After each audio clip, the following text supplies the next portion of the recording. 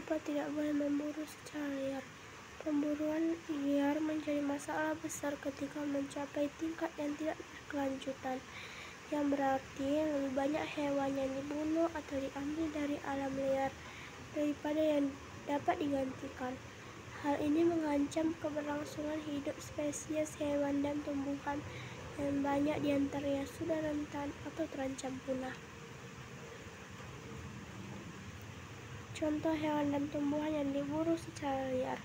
Beberapa contoh hewan yang diburu secara liar adalah badak, gajah, hiu putih besar, beruang madu, harimau Sumatera, terenggiling, gorila, komodo, dan orangutan. Beberapa contoh tanaman yang diburu secara liar: anggrek hitam, bunga bangkai, bunga bibir, edelweiss Jawa, kantong semar, dan rotan inul. Bagaimana upaya supaya satwa di Indonesia tidak punah?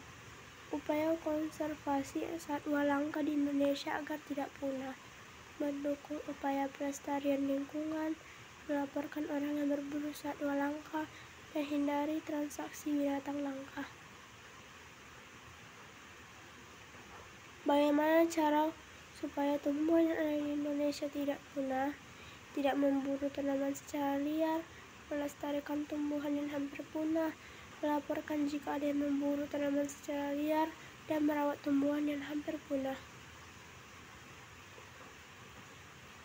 Apa yang terjadi bila hewan dan tumbuhan terus diburu?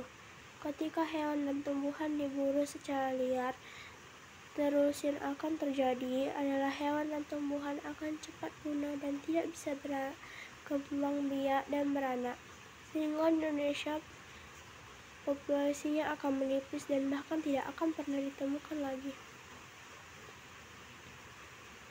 Kesimpulannya adalah, jika kita memburu hewan atau tumbuhan secara liar itu termasuk tindakan ilegal dan melanggar peraturan.